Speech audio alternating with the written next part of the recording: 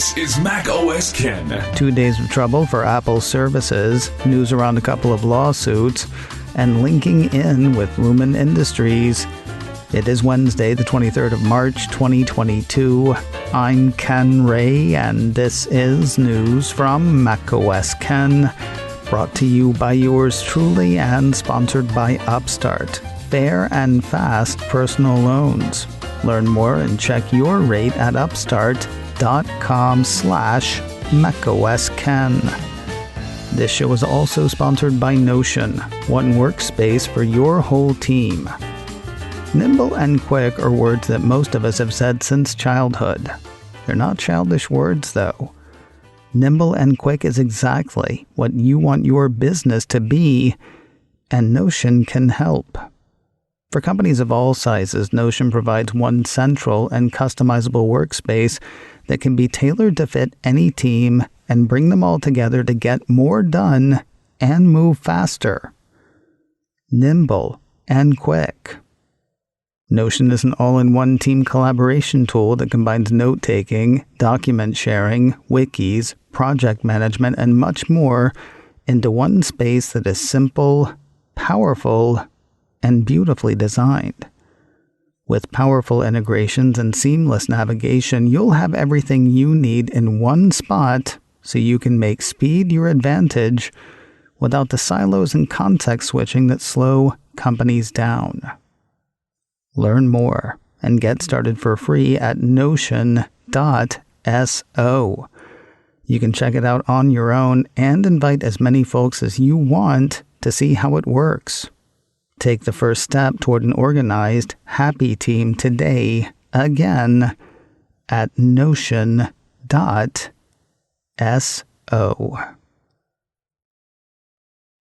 A number of Apple services had outages on Monday. I didn't bother hitting them Tuesday for a couple of reasons. First, they were fairly short-lived, and second, they were outages. Outages happen. Then they happened again Tuesday, so let's talk, shall we? Over 20 Apple services saw either outages or issues, according to Apple's system status page on Monday, including the App Store, Apple Arcade, Apple Fitness Plus, Apple Music, Apple Card, Apple Pay and Wallet, Find My, Game Center, a slew of iCloud services, iMessage, iOS device activation, and that list goes on. A lot of the notes had outages running from around 12:30 p.m. Eastern to about 1:15 p.m. The note for Apple Music said that outage lasted from just after 12:30 p.m. Eastern to a little after 2:30 p.m. Eastern. The note said that the service may have been slow or unavailable, and that some users were affected. Where music was concerned, I was not among the affected. 3 cheers for me. I was affected by Tuesday's outage, though, at least where music was concerned. Going alphabetically, the App Store, Apple Books, Apple Card, Apple Music, Game Center, iCloud Web Apps, the Mac App Store, Podcasts, and Weather all had either issues or outages. Those all seem to have started around 4:50 and 5:10 p.m. Eastern. Apple listed them all as back online at around 10 past 6 on the East Coast. On Tuesday morning, after the Monday outages but before Tuesday's, Apple 3.0 ran a report under the headline, "Rare Apple Outage Makes News Ahead of White House Cyber Attack Warning." The site also ran an excerpt from a Wall Street Journal article about Monday's outage. Apple 3.0's Philip Elmer DeWitt followed all of that with the comment, "The White House's warning to prepare for Russian cyber attacks came Monday, just as the Apple outage was wrapping up. A coincidence? Probably." Weird take, since the Journal story mentioned neither Russia nor the White House. You kind of got to wonder why he brought it up. The White House warning was about possible cyber attacks on critical infrastructure, by the way, not on our ability to hear the latest single from Key Theory. I don't know. Massive outages happen. Massive outages 2 days in a row is curious. It's not nothing. At the same time, it's probably nothing. Let's see if anything happens today. Apple has settled a suit with a patent troll. With a patent monetization firm. Engadget says the Cupertino company and Canada's WiLAN have inked a licensing deal. Said the Wayback Machine for 2014. That is when WiLAN sued Apple over 2 patents that WiLAN claimed covered voice over LTE technologies featured in a variety of iPhone models at the time. Now, Engadget says the 2 companies have settled all court cases that were ongoing between them in the U.S., Canada, and Germany related to a series of wireless technology patents. The terms of the agreement were not disclosed. Maybe one of them was "go away forever, please," referring to the patent monetization firm as something of a notorious patent troll. The piece points out that WiLAN sued Apple a few times in the past. Given the embarrassment of riches on which Apple sits, Engadget seems to think that WiLAN will be back around for more. As one lawsuit goes away, another gets the go-ahead. The Mac Observer says a U.S. federal judge has ruled that Apple will have to answer charges brought by AliveCor, developer of the app Smart Rhythm. TMO says the company argues that Apple made changes to the heart rate algorithms of the Apple Watch. These changes rendered it impossible for third-party ECG apps to send alerts to users when it's time to take an ECG. Like Apple's own health apps that are native to iOS, Smart Rhythm also alerts users when irregular heartbeat patterns occur. AliveCor's argument is that the changes made by Apple constitute a violation of antitrust law. The judge hearing the case decided that AliveCor made a strong enough case to go ahead with the case. The judge wasn't 100% team AliveCor, though. The Mac Observer says the judge dismissed the firm's charge that Apple illegally monopolized the ECG-capable smartwatch market. Apple is going to teach people to teach teachers to teach with Apple gear. The Cupertino company issued a press release Tuesday announcing Apple Learning Coach and the new Apple Education Community. According to the release, Apple Learning Coach is a free professional learning program that trains instructional coaches, digital learning specialists, and other coaching educators to help teachers effectively use Apple technology in the classroom. Through a mix of self-paced lessons and virtual workshop sessions with Apple professional learning specialists, participants come away from the experience with an actionable portfolio, a cohort of peers, and the opportunity to apply for continuing education credits. As for the Apple Education Community, the release says the site will serve as the hub for Apple's depth of professional learning programs, including Apple Teacher and Apple Learning Coach. It'll feature the Learning Center educators know and love, and introduce the Forum, launching in beta, which will serve as a secure, collaborative space for educators to connect and learn from each other. The company is accepting applications for Apple Learning Coach now through the 19th of April. The Apple Education Community is expected to go live by the fall. In addition to all of that, the company says that Apple School Manager and Apple Business Manager will integrate directory sync and federated authentication with Google Workspace identity services. If that means something to you, you might be excited. Folks who want more info can find it at Appleseed for IT. That's appleseed.apple.com/IT. Google Workspace integration with Apple School Manager is expected to go live sometime this spring.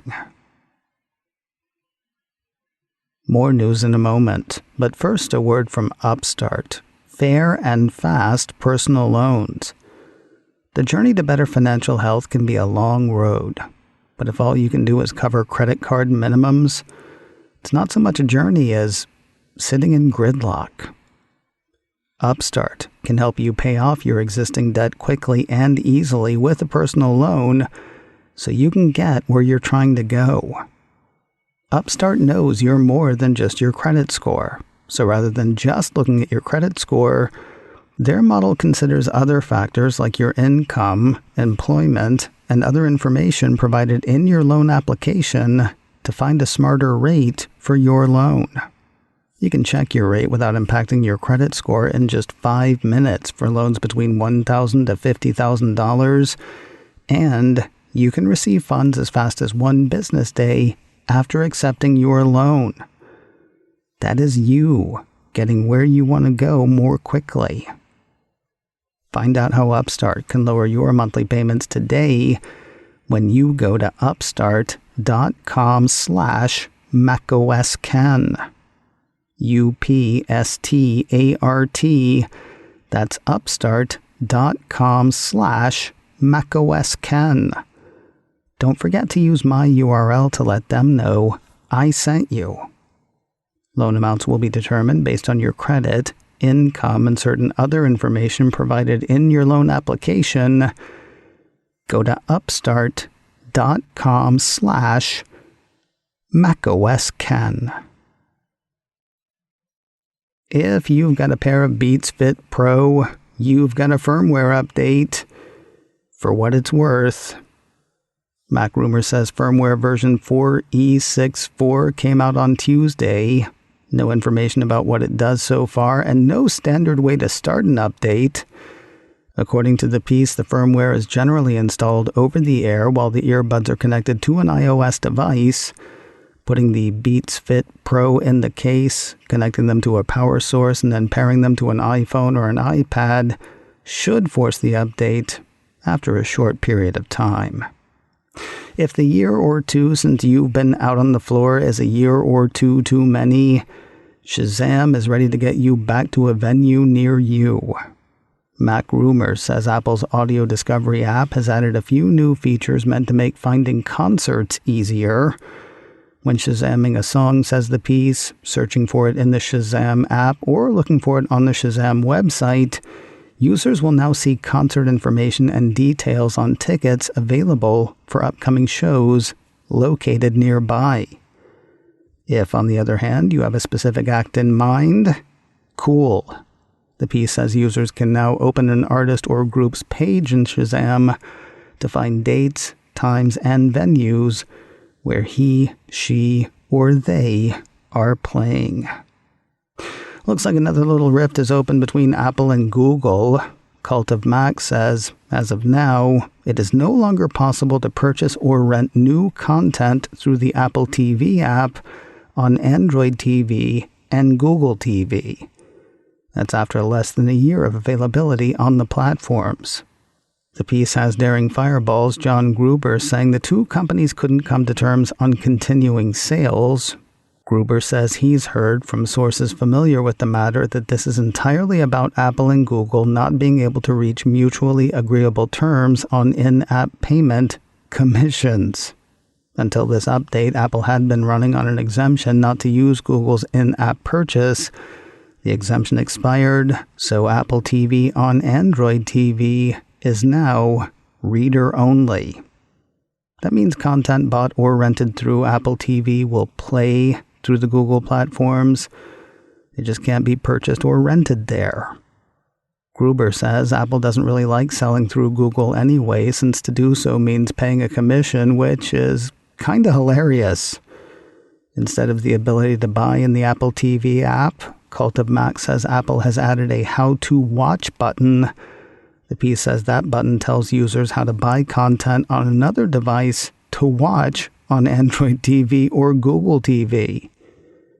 Cult of Mac sees that as hypocritical on Apple's part, since such behavior is against the rules of Apple's own App Store. Of course, they're not in the App Store, so those rules don't apply. I think it's hilarious. And finally today, the Apple TV Plus show Severance is blurring the line between reality and fiction. No, not with the on-screen mind-numbery of the work life it shows, and no, not with the tell-all title released on Apple Books last week. Okay, not just those things. This time they're doing it on the professional world's answer to Friendster. Mashable spotted a LinkedIn page for Lumen Industries, the creepy, cultish corporation at the center of the Apple series. The way the piece describes it, Lumen's page absolutely nails the tone of a company trying too hard on LinkedIn.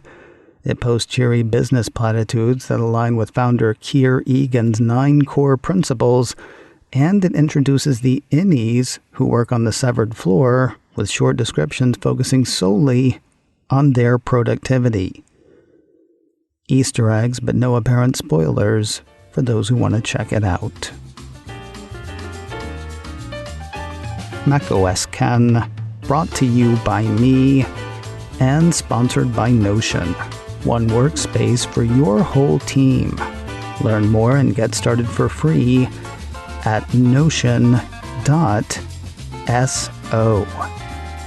This show is also sponsored by Upstart, fair and fast personal loans. Learn more and check your rate at upstart.com/macOSken. Advertising handled by Backbeat Media. Online at backbeatmedia.com. You can reach me a couple of ways. info@macosken.com or call 716-780-4080.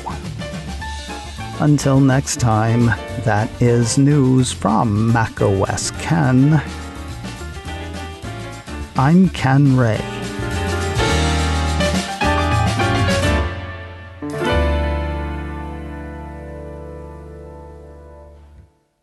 Ciao.